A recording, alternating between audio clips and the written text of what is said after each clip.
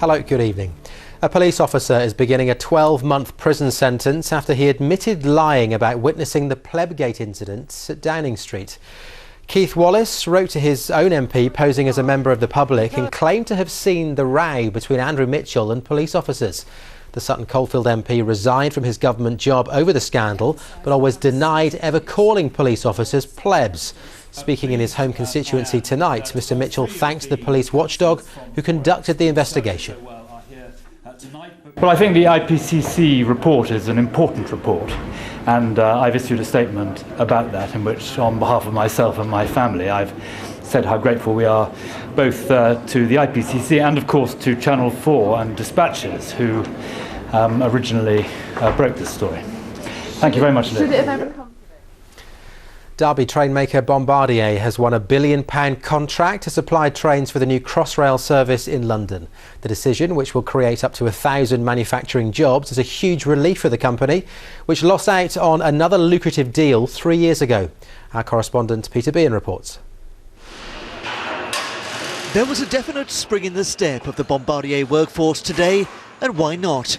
Coming their way, £1 billion of work, creating 300 jobs and up to 700 more in the supply chain.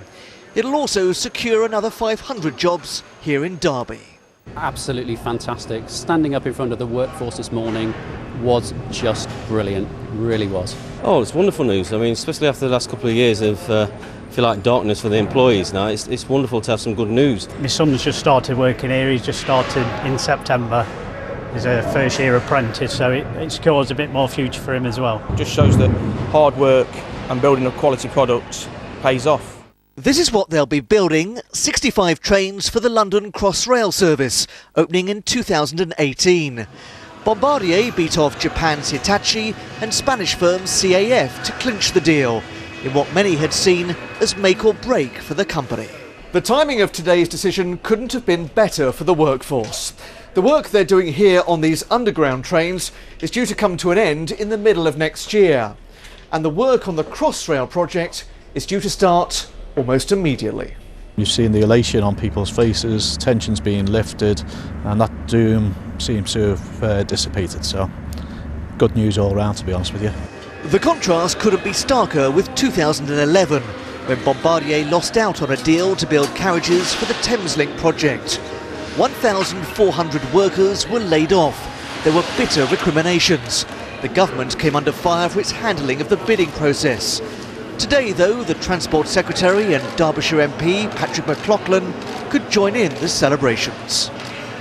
Some people will say this is the government perhaps showing sympathy to Bombardier. No, well, Bombardier have won this against stiff competition. They've gone through all the right criteria. I know a number of people are saying that they've won it or whatever. Bombardier have won this contract, and they've won it through stiff competition. Following the travesty that saw the government award the £1.4 billion Thameslink deal to Siemens to have those trains built in Germany, this actually, I think, marks a new dawn for British train manufacturing here in Derby. This year, Bombardier is celebrating its 175th anniversary. 3 years ago, its fortunes appeared to be rock bottom, but tonight they seem to be right back on track. Peter Bean, ITV News, Derby. The government believes the NHS has changed for the better since the Francis inquiry into Stafford Hospital. Sir Robert Francis's report was published a year ago today. It accused the NHS of betraying the public over the Stafford Hospital scandal. The criticisms led to a series of changes. What happened at Stafford was about patients not being cleaned properly. It was about patients not being fed properly. And no one can tell me that you can't do that within whatever money you're given to provide a service. And if you can't do that, well, you shouldn't be providing the service at all.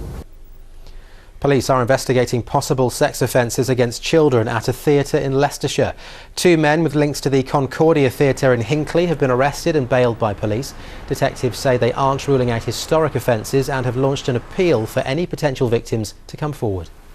We're looking for people who, if they have been a victim of crime, a sexual offence that is potentially connected to the theatre, past and present children at the theatre, we are aware that we could be talking about historic offences, but likewise we could be talking about more recent offences as well, and it's those people that I'd ask, if you've not previously spoken to police officers, not previously made reports about those offences, please do so now.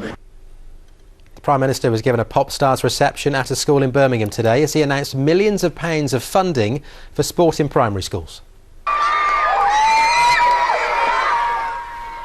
David Cameron was alongside Leicester City football legend Gary Lineker as he watched a football match before announcing £150 million a year until 2020 to help secure the Olympic legacy outlined ahead of the 2012 Games. The money is going directly to the primary schools. It has to be spent on sport and it'll be inspected on by Ofsted. But we're putting the money in the hands of the school rather than anybody else. So it's their decisions, but has to be spent on sport. That's the right way to do it.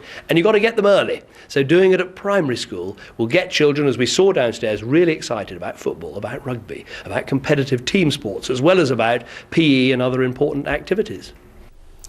Stunning aerial images of Leicester at night have been captured by a local firm to show how much light is wasted by homes and businesses.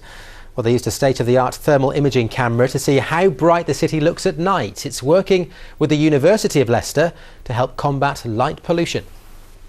We're using special algorithms to try and pull out of the imagery the amount of light that is actually being generated by each individual lamppost and each individual light source. There's lots of applications for that, not least trying to work with local councils to try and manage their lighting and to reduce lighting bills and their power consumption and such like.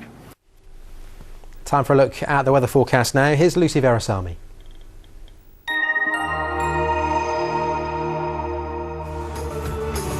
A short break. Whatever the weather, ITV Local Weather, sponsored by Centre Parks. Hello again, a very good evening to you. Well, yet more wet weather to come through the rest of tonight and into tomorrow morning. Soaking for most of us, and then into the weekend. After a drier respite tomorrow afternoon, it turns exceptionally wet and windy once more as this deep area of low pressure sweeps its way in from the Atlantic. I've lost count of how many low pressure systems we've had this winter so far.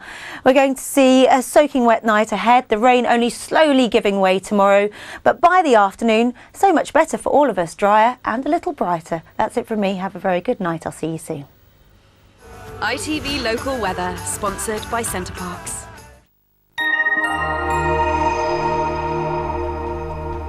That is all we have time for tonight. Coming up here on ITV at 11:40, our political discussion programme, The Lobby. Until then, though, from the team here, have a very good evening. We will see you tomorrow. Goodbye for now.